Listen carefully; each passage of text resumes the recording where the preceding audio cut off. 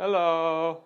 So, why is the set so unusually empty tonight? Well, this is a video that I didn't actually want to make, but after getting dozens of requests to make it, I posted a poll in my Instagram story, and it turns out more than a few of you really want to see this video. So tonight, I'm going to bring in my instruments one by one and do a little bit of show and tell.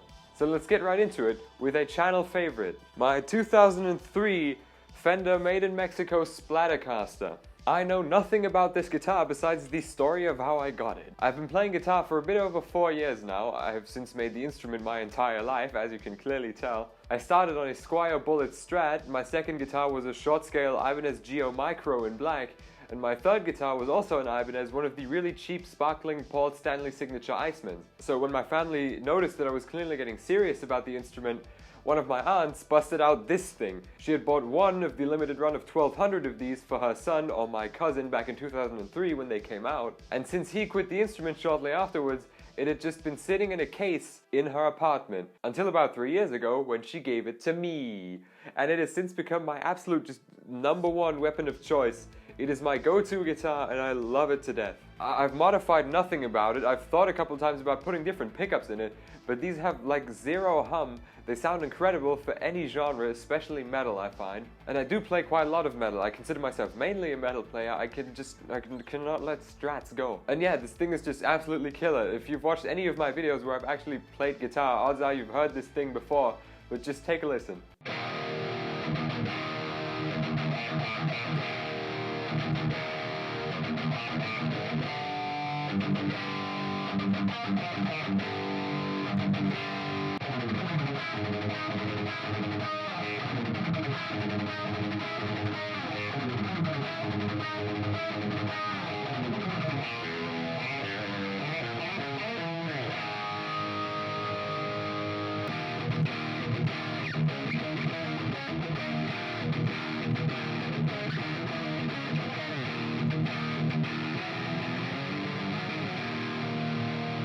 Continuing with the Strat theme, I've got a few more. This is my 1986 made in Japan Blue Flower Strat. Golly, did I overpay for this thing. I bought this Strat in May of 2021, and at that point I'd been looking for one for around a year and a half. And believe it or not, these are incredibly rare guitars. Make no mistake, they did make these again in like the early 90s, but you can tell the difference between those just by the headstocks pretty much. They have the regular small Fender headstocks instead of these big CBS ones. That already makes me not want them, but also they go for way less. 90s Fender Japan, it just already didn't measure up to the 80s anymore. 80s Japanese Fender is where the money's at. So yeah, I was well prepared to vastly overpay for this thing, and it was worth every penny. It's been seen, I don't know, once or twice on the channel, but not enough. This thing doesn't get enough recognition on here, and I plan to change that very soon.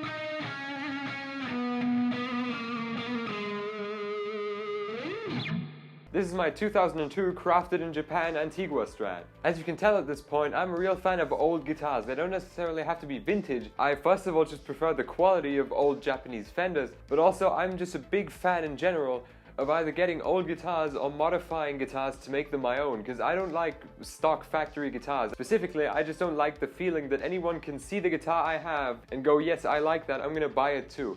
I like having something unique. There isn't much of a story as to how I got this thing. I bought it on eBay and it's since received a few upgrades. I really enjoyed the sound of the pickups that were in it before, but somehow they just died. So I put a set of Fender Hot noiseless pickups in it, and since those came with cream enclosures, I got cream knobs and originally a cream switch too, until that fell off, so I had to put the original black one on it, and that annoys me to this day because it's not uniform with the rest of the guitar. And I put a new set of Harley Benton brand saddles on it because I really just needed a set of new saddles quick and I didn't want to spend a lot of money. Now the finish is something that I've received a lot of comments about both in real life and online. Quite polarizing, I'd say. I really like it, although I admit it does look like pea soup. but other people really hate it, and I've heard it described as vomit, expired mustard, all those things. But yeah, no one will ever take this away from me. Mwah.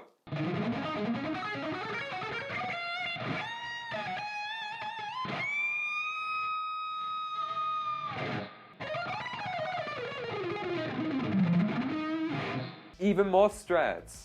This is my black 1983 made in Japan Strat. I absolutely love this thing. I have to admit I haven't played it in quite a while. First of all, the frets were skinny and tiny to begin with, but I wore them down to pretty much nothing within like, I don't know, 6 or 7 months, because that's when I still played like 8 to 10 hours a day. What I love about the electronics and knobs on this thing is that it's genuine vintage white, because you can tell that these weren't always this color.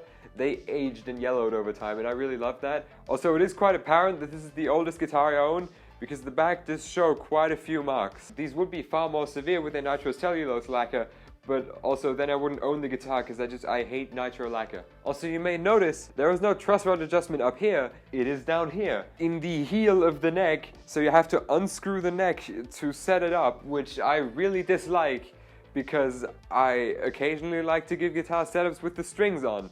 That is not possible with this. It's just generally hardly playable at this point. The electronics have gotten a bit funky. I just really need to give this thing a good fix.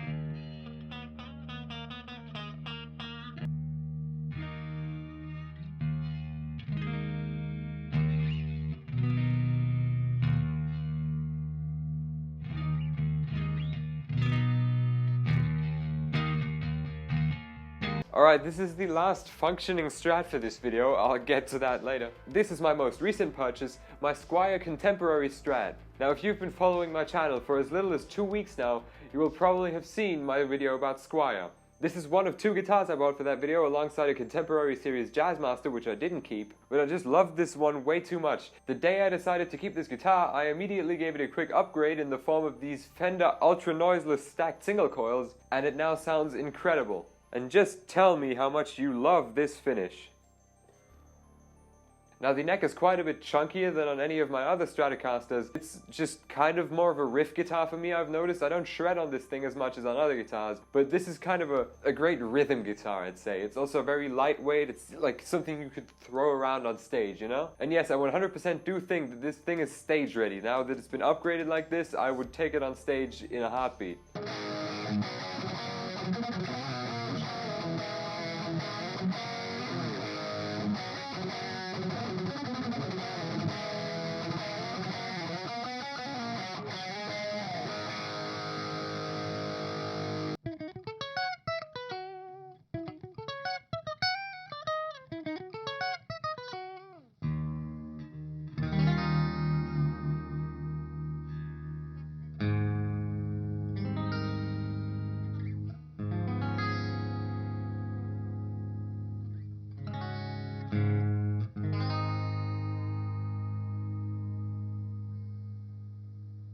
This is my Vision ST5, that's really all I know about it.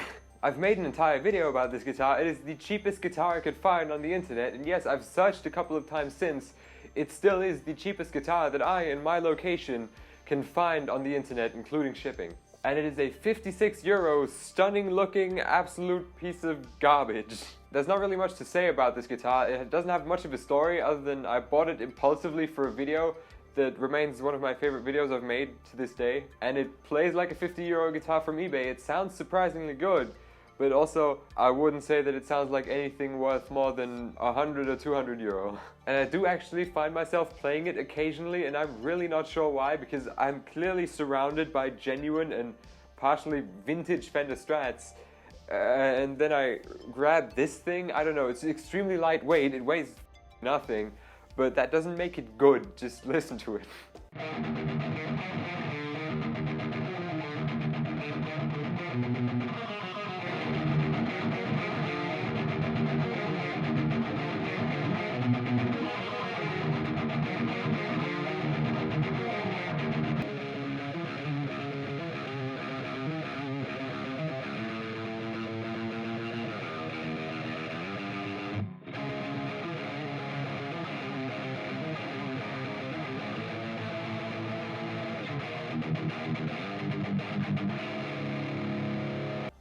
The Washburn N2.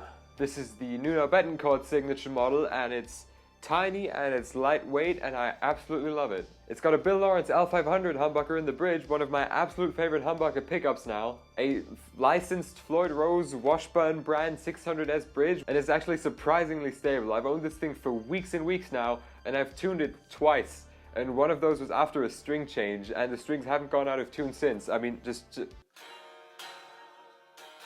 But yeah, this thing is an absolute dream to play. It's got an incredibly skinny and smooth neck. This thing is meant for shredding. There exists the N1 through N4, so this is actually part of the lower half of his signature guitars, and it's fucking incredible. I'd love to own an N4. I'm sure I will someday soon, but for now, this thing will absolutely do. Listen to it.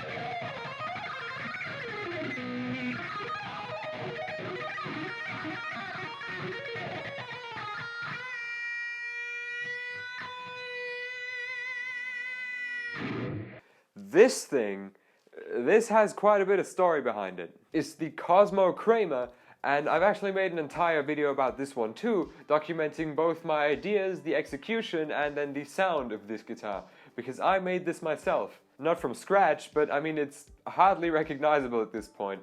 It started off as a regular €170 Kramer Beretta Special, and I bought it with the intention of making a pun out of the brand name, because I'm a big fan of Seinfeld. You can watch the video for some more detail. That video is probably my magnum opus to this day. But it's scalloped from the 12th fret upwards for some extra speed. Here's a quick look at all the funny stuff that I've put on it. If you don't get it, then first of all go watch my video, and then go watch Seinfeld. On top of all of that, the bare knuckle humbucker I've put in the bridge position also sounds amazing.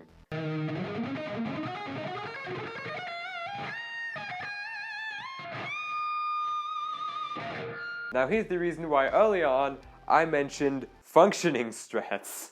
This Sunburst HSS Squier Bullet Stratocaster was my first guitar ever. Now, none of what makes this guitar has been left in it, because the only reason I didn't sell the whole thing, but rather the electronics and hardware, is because I love how this body looks, and I've actually bought a new one of these for another video, and they look far, far worse now as far as wood quality and wood grain goes.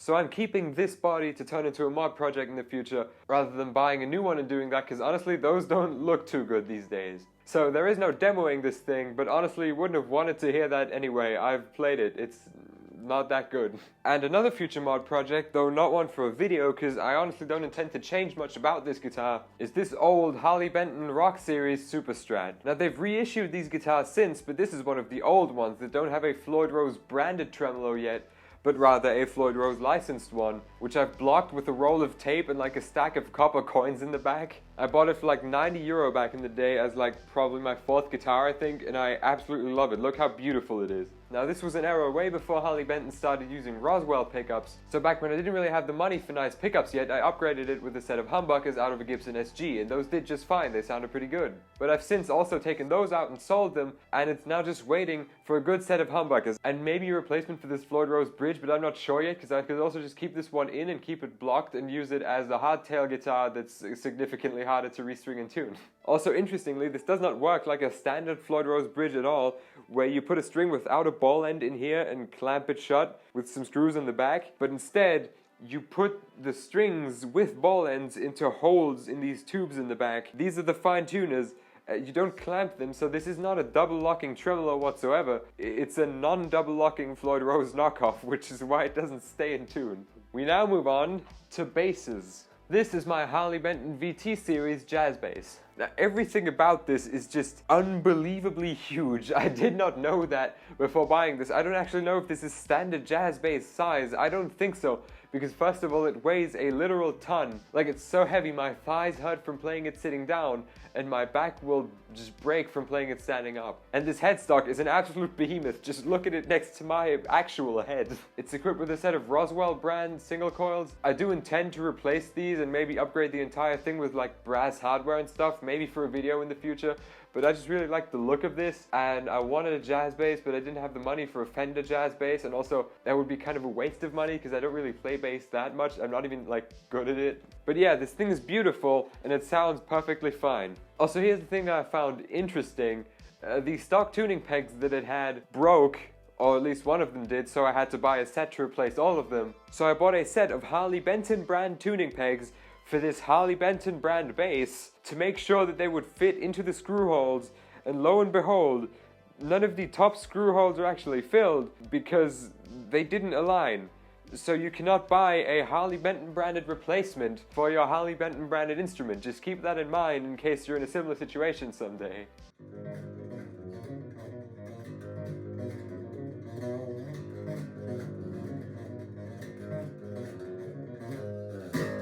And the final instrument, another bass, and another Harley Benton at that, the Harley Benton Marquez bass. This is a welcome break for my thighs from that absolute behemoth of a jazz bass, because this thing is small and weighs nothing. It's equipped with 2 active P-bass pickups and 1 active jazz bass single coil. These controls that I'm still not really sure what each of them does, I just kind of dial it in the way it sounds good, which I guess is better. You're not supposed to listen with your eyes, you're supposed to go after, you know, feeling and what sounds good. And I just absolutely love this shape and this trans blue finish and everything about it.